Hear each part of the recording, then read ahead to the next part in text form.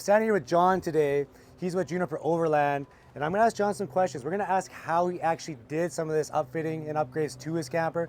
A lot of questions about how do you mount things to the walls, how do you get that storage set up on your door, how do you have propane, how do you have an outdoor shower. So John, yes, there's a lot going on here. Absolutely. And this thing's awesome. So this is Thank one of you. my favorite campers. Every time I see Thank this you. Gladiator tucked out set up, I'm always like, wow, look what this guy did here. So the first thing I'm going to ask you, John, is you have a lot of water storage on a tuck hut. I do. Can you tell me about the water storage on this thing briefly? Absolutely. So we use our camper a lot out in the desert, and we love to have the waters for the hot water showers. So below where the spare tire is at, we have a trailed off-road boondocker 14-gallon water tank, and that comes out to the bumper ports there. So we can hook those bumper ports up to our pump, up to our hot water shower. So that takes care of our hot water shower needs. We always have extra water hanging off the back just in case we need to fill up the 12-gallon tank on the inside. The reason we went with a bigger tank on the inside is because this has an outdoor spigot for washing hands and washing dishes, as well as using the Dometic pump to pump water up to the sink. So it stays nice. It doesn't freeze in the winter in the inside, and during the summer it helps keep it a little bit cooler. But our water needs are basically between showers, dishes, hand washes, and sometimes with the puppies need water. So you got to make sure you're prepared. Awesome. Okay, so let's do two things here. So one, Yeah. I'm going to ask you about this flat irons. Here you have your screwed to your door here. Absolutely. So I'm going to ask you how you did that, because it's really cool how you installed it. And then I want you to walk us through how you installed that propane tank. So Absolutely. how do we do this flat iron gear here? And tell us a little bit about that company and what they do. So Flat Irons is amazing. They're out of Denver. Dylan is the owner, and these pouches are hands down the best value pouches that you can get for the money. They are extremely stout. They have a nice mesh see-through as well as a Velcro backing. 3 sizes as well, so the wife and I can put our little incidentals in each of the little guys and then fill them up as we go down. Again, we keep our big stuff in the bottom. But these the Velcro backing plates are also from Flat Iron, and all I've done is I've taken a small strip of double-sided Velcro to clean up the edges, but where the support comes in are just these tiny little sheet metal screws. I put them in 4 corners. It holds everything down and it doesn't move at all. So just drill a simple pilot hole and just run those down. Super easy to do. A lot of the times, I know we'll talk about in a little bit how we mount things on the insides, but coarse little screws, put them in, don't over tighten them, and you're good to go. Okay, so and I know you got the table. We'll get to that table. There's a seat inside this, but how did you install this propane tank? Like, what was your method for installing? Absolutely. So with a propane tank or anything of a little bit more size, we like to drill through the camper. This 1.1 inch thick composite wall is extremely strong, easy to drill through, and honestly, all we do is take a drill bit, go through, and then if you look on the side, we use rubber bumpers. We like to isolate vibration and move things off of the fiberglass so we don't scratch it up, because we like to keep our Scout looking nice. Do you remember what size hardware you're using? Was it M8 or? I believe it was M8, yes, M8? correct. Okay. Yep. So about 1.5 inch length bolt. That way we can put a lock nut washer on the back, and then you'll see inside too, we'd like to dress it up with a little plastic cap just to make it look good so too. Essentially, to install on this camper, what you did is you drilled a hole, and then you put your bolt through and use rubber washers basically, and sucked it tight. Absolutely. Makes it watertight, no water getting the camper. That's a great thing too. Yeah, the rubber, when it compresses against it, watertight seal, and you don't have to worry about any intrusion too. So So there's a few holes on this camper you'll see. So was that a similar process for the awning? So you got this alucab awning on here. A lot of people ask about this show. Love this awning. Like, dang, look at that awning. Even when it's windy, it just stays true. The 270 awning is phenomenal. We get shade all day long here, and you're right, up to 20-mile-an-hour winds, we don't have to stake it down.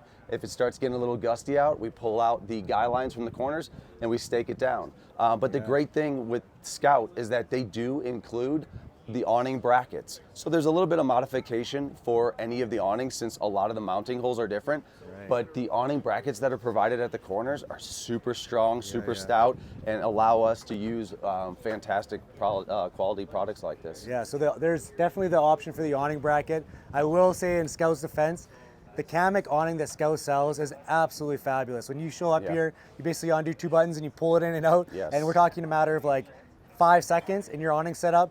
I watched John set this thing up and take it down. It's a little bit more work, but once it's set up, it's super cool that it goes all the way around the camper. But if you're looking for a nice, simple, awesome awning solution, Scout has you set with the Kamek awning on the side of the campers that's installed below the dinette window. But this is a cool alternative if you like, Alicab product, things like that. But there's some more things in this camper we got to touch on. So John has installed a pop-up table in his Tuck Dut. So a lot of people ask me, hey Ryan, like I love the Tuck Dut camper, but like there's no table in that thing. And I'm like, yeah, you have to kind of figure out your own table is kind of the answer. So John is going to show us today and explain to us how he installed his table in his Tuck Dut. This thing's awesome. This is for him and his wife. Yeah. They go camping a lot, they get out a lot, but they like to sit and eat together and spend time. So John, let's go check out your table and just maybe walk us through how you installed that. Yeah, absolutely. So the reasoning behind our table here was we really enjoy the front kitchen dinette setup of the Olympic. So within the Tuck Dut, we tried to take all of those elements from the Olympic, from the Yoho,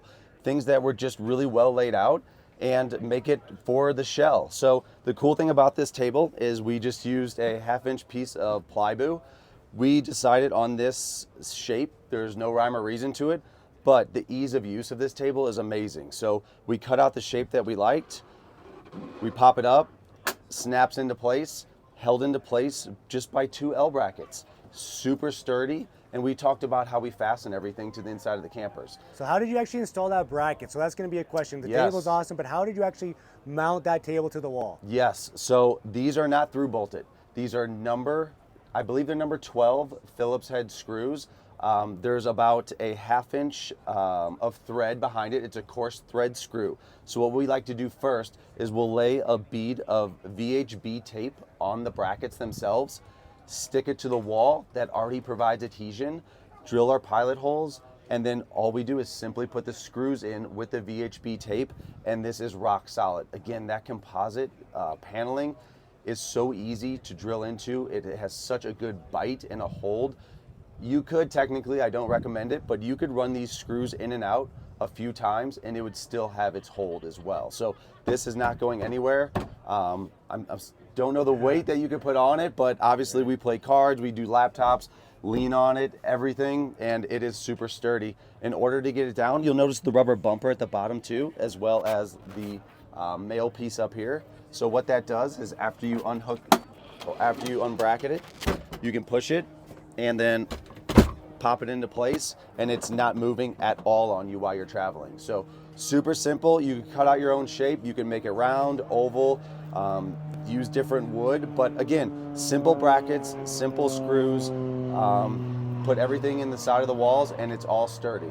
Right, so that's super neat. So it looks like in your camper, John, you did some installs with yourself. So you can see maybe the light on the roof, you kind of did that, and you ran it to your own power station. Yep, absolutely. So Tuck Dut, you can do your own thing. How did you kind of run this wiring and get this set up with power? Absolutely. So in this Flatirons cubby, the same company that does the bags, they also make this cubby. It's all HDPE plastic.